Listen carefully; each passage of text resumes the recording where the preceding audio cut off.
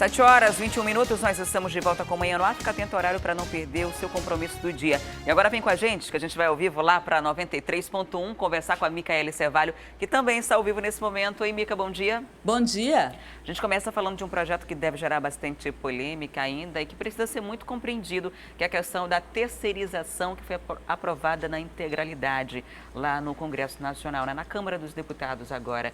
O que isso muda? Olha, acho que a imprensa, de uma forma geral, e até mesmo os trabalhadores, aí ainda estão tentando digerir, né, essa mudança. Na verdade, esse é um projeto que permite aí terceirização irrestrita. É um texto de 1998 que permite a contratação de serviço terceirizado em qualquer tipo de atividade. Esse é um dos pontos. Ou seja, Adriane, até agora, por exemplo, uma fábrica de sapatos, ela poderia terceirizar o serviço de limpeza, de vigilância, mas nunca a fabricação mesmo do produto dela principal, que são aí os sapatos. Agora, com aí a aprovação desse projeto, se ele passar completamente, pode sim isso acontecer. Aí, no caso, eu posso criar uma empresa de sapatos e terceirizar todo o serviço. Você imagina o que vai acontecer com isso, né? Quer dizer, eu não preciso ter ali material, não preciso ter muitos equipamentos, eu preciso ter uma empresa no meu nome e aí eu terceirizo os outros serviços. Até hoje, isso não podia acontecer, mas a partir de agora, tanto economistas quanto trabalhadores, até mesmo empresários estão preocupados aí com as consequências que isso pode trazer. A preocupação do governo federal é justamente melhorar de imediato a economia, criar situações, né, de emergência que melhorem a curto prazo. O problema são as consequências que isso pode trazer. Um outro ponto aí é justamente o ponto que amplia de 90 para 180 dias o prazo para trabalhos temporários, né? Até então, são 90 dias, né? Até 3 meses você pode contratar o funcionário e depois dispensá-lo sem ali ter aquelas despesas trabalhistas que você teria com ele. Se isso acontecer, se a medida for completamente aprovada, passar a vigorar como lei, os trabalhadores não vão ter aí, no caso, alguns direitos trabalhistas que já tinham sido conquistados, né? Não vão perder. Com certeza. Olha, o que acontece? Esse trabalhador, se ele for demitido dentro desses 90 dias, ele vai perder ali as verbas rescisórias, ele não vai mais ter direito a verbas rescisórias, não vai ter direito também àqueles proporcionais ao tempo em que trabalhou e também, quando sair do emprego, não vai ter direito ao seguro-desemprego. No caso das mulheres, se a mulher engravidar durante esses 90 dias, ela não tem mais a oportunidade de continuar no trabalho porque engravidou naquele período em que já estava trabalhando para a empresa. E aí, por isso, os trabalhadores, né, as organizações trabalhistas aí estão todas citando isso como se fosse um retrocesso nas leis trabalhistas. Na internet as discussões são muitas e dizem até que estão rasgando a CLT. Agora, essa questão da terceirização, ela já acontece, o que muda é mais a questão, usando o exemplo que você deu da fábrica de sapato, essa fábrica de sapato, ela já podia terceirizar a contabilidade, algum setor específico. Alimentação, transporte. Alimentação, tudo. Mas ela não podia terceirizar a fabricação do sapato, que seria o produto final, né, da sua fábrica. E isso, para as empresas, a terceirização é uma redução de custos, que acontece normalmente, porque você não precisa ter uma grande sede, você não precisa ter grandes estruturas e equipamentos, você pode contratar isso de outra forma, mas a gente vê, principalmente no funcionalismo público, como essa terceirização acaba muitas vezes tornando o serviço ineficiente, né? Então é algo que gera uma discussão e uma preocupação também, né? Principalmente para o trabalhador. Inclusive, esse assunto foi muito debatido em 2015, já há, inclusive, jurisprudência da Justiça do Trabalho impedindo que a atividade fim das empresas seja terceirizada. Ou seja, nesse caso que você citou da empresa de sapato, a Justiça do Trabalho proíbe, ou proibia já a jurisdição nesse sentido, de proibir que a pessoa que faça o sapato seja terceirizado. Agora, tem outra situação que é preciso colocar aqui sobre a votação desse projeto. Esse projeto que foi votado ontem na Câmara dos Deputados vai direto para a sanção presidencial, não vai passar pelo Senado. Por que isso não acontece? Geralmente, como é que acontece a aprovação de um projeto? Ele passa pela Câmara dos Deputados, depois de aprovado vai para o Senado aprova, tem toda a tramitação e depois vai para a sanção presidencial. Por que que esse está saindo da Câmara dos Deputados e indo direto para a sanção presidencial? Porque esse projeto votado é um projeto aprovado, é um projeto de 98, quase 20 na época do anos aí. Fernando Henrique Cardoso. E dos deputados, perdão, dos senadores que aprovaram essa proposta, apenas 12 estão hoje no Senado. E não é aquela proposta de 2015 que foi aprovada, não. Aquela proposta de 2015 foi deixada de lado e aí pegaram essa de 98, né? E foi um negócio que gerou muita polêmica e aconteceu assim de repente, sem que a população tivesse informação disso, sem que os sindicatos também tivessem informação dessa situação. E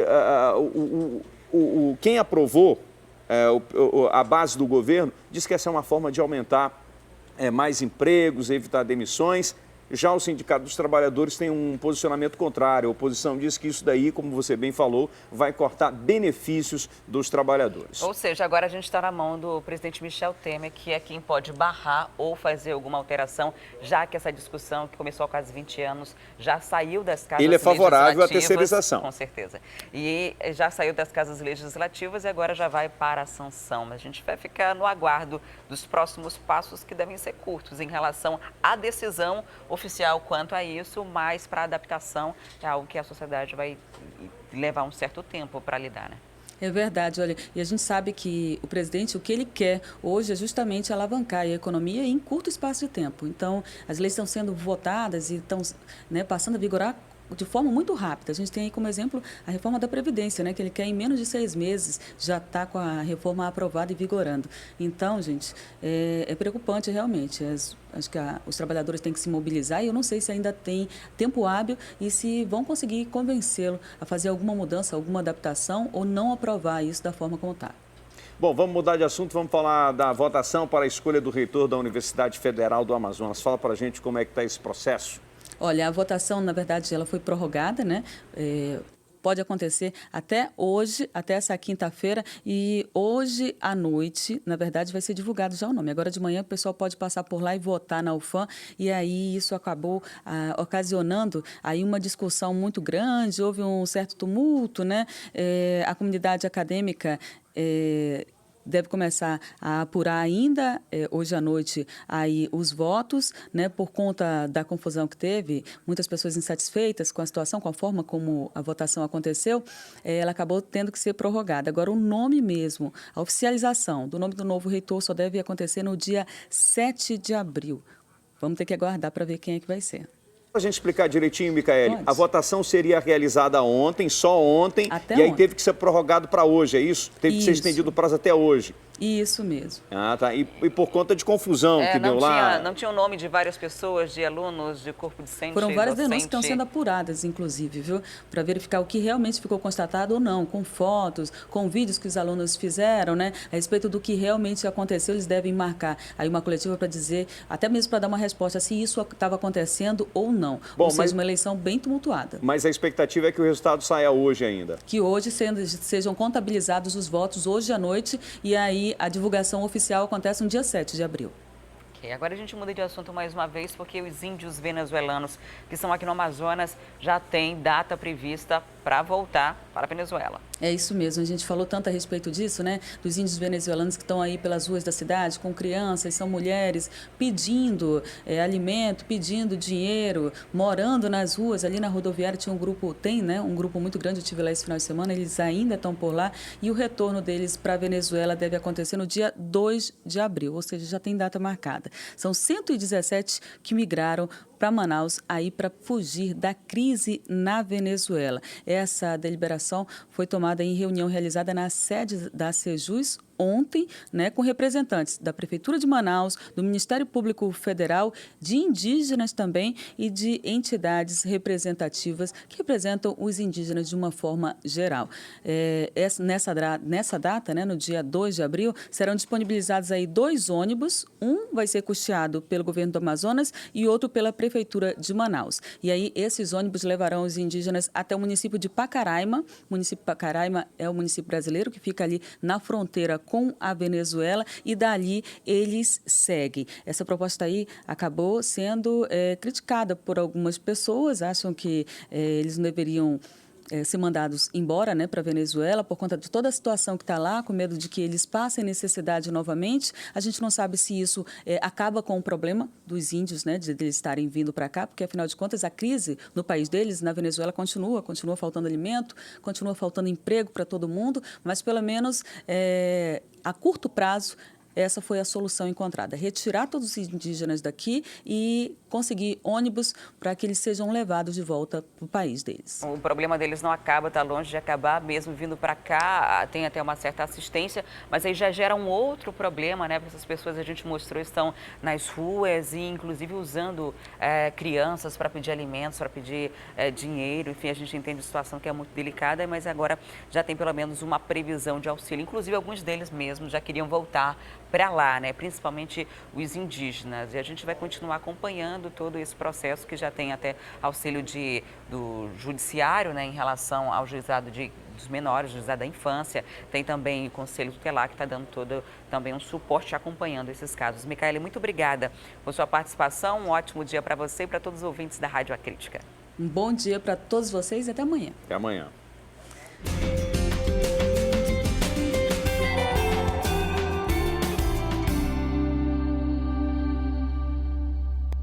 E o quadro Mais Saúde de hoje é voltado especialmente para você que tem filho pequeno. A alimentação saudável nessa fase da vida ajuda e muito o desenvolvimento da criança. E isso não é só voltado para o crescimento. Uma refeição adequada também influencia no desenvolvimento intelectual deles. A hora do lanche é tão importante quanto o tempo em sala de aula. A nutrição correta garante o crescimento e o desenvolvimento intelectual das crianças. Por isso, nas creches públicas, as refeições levam esse pozinho. É um suplemento de vitaminas e minerais distribuído pelo governo federal para alunos de até 4 anos. Uma boa alimentação deve conter alimentos de origem animal, como carnes, vísceras, feijão, vegetais verdes, contribui para que a criança não tenha anemia. Mas mesmo assim, o crescimento é tão intenso na primeira fase, né, na primeira infância, que é necessário essa suplementação. Como o estômago deles é pequeno, cada mordida precisa ser rica em nutrientes. Por isso, os pais precisam ficar atentos com o que eles comem na escola. Os alimentos industrializados são práticos, é verdade, mas colocá-los na lancheira dos filhos pode ser um risco. Esta nutróloga explica: o lanche da escola precisa ser completo, ter proteínas, carboidratos, gordura e hidratação. A criança ela vai ter um rendimento na escola melhor se ela se alimentar melhor, não só em termos calóricos, mas em termos de nutrientes. Então a criança ela precisa de certos nutrientes para que ela possa aprender melhor, para que ela possa ter um rendimento melhor nas matérias, para que ela não fique muito sonolenta no período da aula, para que ela retorne, por exemplo, do lanche satisfeita, mas sem dificuldade no sistema digestivo. Então tem que atentar sim para aquilo que está sendo posto na lancheira das crianças. Tem que levar em conta, inclusive, o horário do lanche. De manhã, pode caprichar nos carboidratos, à tarde, nas proteínas. Aqui vão outras dicas.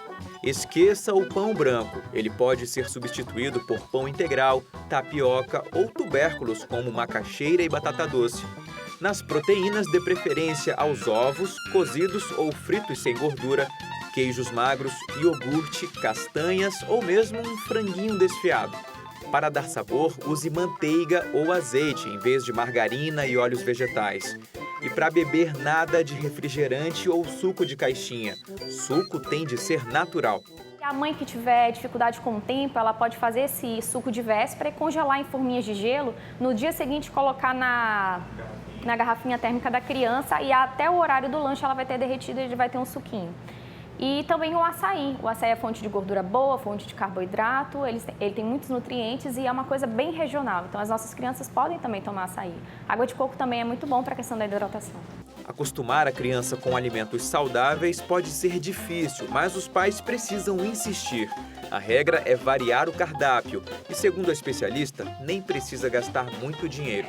Se você for à feira, você vai conseguir comprar mandioca, cará, batata doce, a preços mais acessíveis. Ovos não são tão caros assim, são uma excelente fonte de proteína. Você pode ir ao supermercado e comprar um iogurte, de preferência um iogurte que não tenha muito corante, não seja aquele rosinha, alaranjado, seja o branquinho mesmo, e você adoça em casa com um pouquinho de açúcar mascavo ou uma geleia natural de frutas. E aí você coloca uma aguinha ou uma água de coco, não vai sair pesado, né?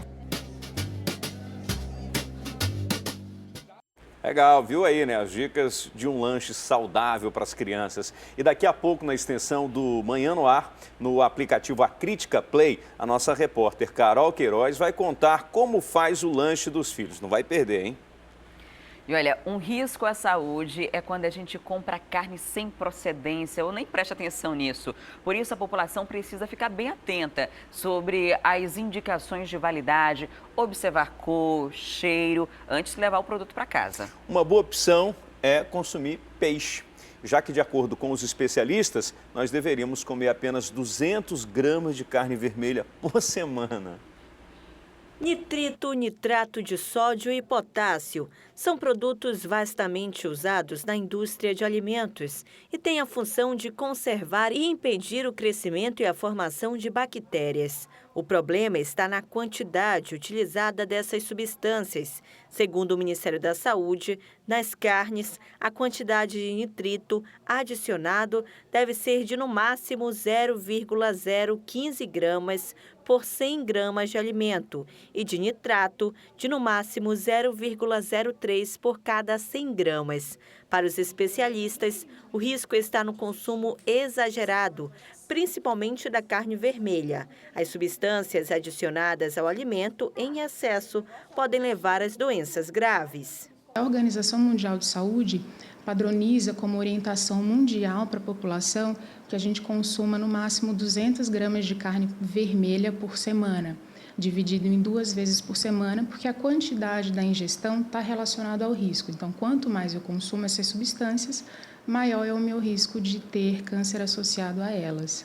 No caso do papelão e do ácido ascórbico, também encontrados nas carnes e embutidos, durante a operação da Polícia Federal, ainda não é possível afirmar até que ponto isso pode ser nocivo à saúde. A regra aqui também é para o consumo indiscriminado do produto processado, como linguiça e enlatados. A Vigilância Sanitária aqui em Manaus também está de olho e tem feito fiscalizações constantes, alertando o consumidor para uma compra segura. Não é só olhar a validade, que é importante olhar a validade, mas é importante olhar as condições da qualidade. Por exemplo, cor, odor, né? A coloração, o odor, a textura, que às vezes ela está melada, passa o dedo assim, está liso, principalmente se for diretamente no próprio produto, se tiver liso, melado, não está mais em condições de consumo. Olha, prestar atenção na hora de comprar, até dá, mas essa indicação de só 200 gramas de carne por semana e ainda dividido, olha, eu como em média 180 a 200 gramas de proteína por refeição, né? Se eu for comer carne no almoço e no jantar, já são 400, já estou no dobro da meta do indicado para a semana em apenas um dia, né? É difícil. Eu não consigo. É muito difícil. É muito difícil. Eu não consigo, por enquanto. Talvez um dia eu consiga, mas por enquanto está muito complicado, viu? Tirar a carne vermelha da nossa mesa é meio complicado. Os embutidos até mais fácil. É uma questão de hábito, é uma questão cultural, né? Tá na nossa culinária, né? Na nossa cultura culinária. Olha, eu acho que só por uma complicado. questão de doença mesmo, uma intolerância, eu ia ser forçada a passar por esse processo. Mas muita gente que já tentou consegue e também consegue ter vários resultados físicos, a saúde melhora, uma série de coisas. Ainda não estou longe desse processo. Olha só, gente, ainda falando sobre os cuidados que você deve ter na hora de escolher um produto, tem que lembrar que você é o grande fiscal, né? Você que é a pessoa que está tendo contato com esse produto. Então, sempre que você perceber alguma coisa de anormalidade, tem um número para você fazer denúncia e até para pedir orientação, que é o 0800 092 01 123. Anote aí, 0800, esse é o tipo de telefone que você tem que ter na geladeira. 0800 092 01 123. E agora são 7h40. Nós vamos ver o que já foi notícia até aqui. A gente preparou um resumo das principais notícias para você que começou a acompanhar o programa agora. Confira. Perseguição policial termina na prisão de um homem que teria roubado o carro de um funcionário que chegava para trabalhar no Distrito Industrial. O suspeito foi pego em uma rua no bairro São Francisco, na zona sul da cidade. Motorista perde o controle de caminhão de lixo e veículo arrasta 4 carros, uma moto e destrói 2 casas. O acidente aconteceu na tarde desta quarta-feira, no bairro Mauazinho. De acordo com testemunhas, o motorista fugiu do local, pois achou que havia atingido uma pessoa. A empresa Marquise Ambiental garantiu para os moradores que vai arcar com todos os prejuízos. Familiares de jovem que morreu após infecção fizeram manifestação em frente ao Hospital do Marindu. Eles acusam os médicos de esquecerem gases dentro da mulher que realizou uma cesariana no último dia 28. Catherine Souza tinha 22 anos e deixou 3 filhas. Apagão deixa vários bairros de Manaus no escuro por mais de 4 horas à noite desta quarta-feira. De acordo com a concessionária, a suspensão do serviço ocorreu após falha no sistema. Empresários pressionam e deputados adiam votação de projeto de lei que pretende aumentar em 2% o ICMS de itens supérfluos. O projeto de elevação da alíquota rachou a base de apoio do governo, o que poderia ter resultado na reprovação caso a matéria fosse votada. Agora um recado para quem tem animal de estimação. Uma faculdade vai realizar amanhã uma ação gratuita de prevenção em DST em cães e gatos. Sobre esse assunto eu converso agora com a Thea Morel. Oi, Thea, que horas é que começam os atendimentos e quantos bichinhos devem passar por esse procedimento? Olha, Wilson, esse atendimento vai começar a partir de 8 horas da manhã, segue até o meio-dia e são muitos serviços que vão ser realizados nessa clínica, né? Para você ter uma ideia, né? Você tem aí triagens sobre DSTs, vai ter vacinação, vermifugação, vai ter muita coisa de graça. Então, os organizadores ainda não sabem quantas pessoas vão realmente se dispor a levar os seus cães e os seus gatos. Um dos focos é justamente a prevenção do TVT. E para explicar o que é isso, a gente tem aqui o José Alan de Araújo, que é coordenador de medicina e veterinária da ESBAN e que vai estar lá também com os alunos. Bom dia, Alan. Alan, explica pra gente aí o que é esse TVT, que é uma doença sexualmente transmissível que atinge principalmente cães, não é isso? Bom dia, Terra. O TVT é um tumor que é transmitido através da relação sexual. A gente chama tumor venéreo transmissível. É transmitido através do contato sexual. Ocorre bastante quando o seu cãozinho foge e às vezes tem contato com um cão de rua, que esse cão de rua acaba tendo TVT e seu cãozinho, quando tem esse contato, o contato transmite esse tipo de tumor. Que esse tumor é um tumor que, quando diagnosticado no início, consegue ser facilmente tratado através de quimioterapias. Normalmente são de 3 a 4 doses, consegue resolver a situação e seu cãozinho ficar bom. Bom, esses alunos que vão estar amanhã nesse atendimento, eles vão estar preparados para fazer esse diagnóstico e até para tratar, se for necessário? Sim, esses alunos terão a ajuda dos professores, são professores da medicina veterinária. Cada professor com um grupo de alunos. Iremos receber animaizinhos de 8 a meio-dia. Esses animais passarão por uma triagem, onde ocorrerá vermifugação, vacinação antirrábica e exames para a prevenção das DSTs. Além do TVT, também temos outros DSTs, como, por exemplo, infecções bacterianas, infecções virais. O exame de TVT será realizado no momento. Coleta de material citológico e examinado rapidinho, em 5 a 10 minutos já tem um diagnóstico de se é TVT ou não. Bom, cães e gatos podem participar, os donos podem levar tanto os cãezinhos quanto os gatos? Sim, a população pode levar tanto o cão como o gato, que existem inúmeras doenças sexualmente transmissíveis.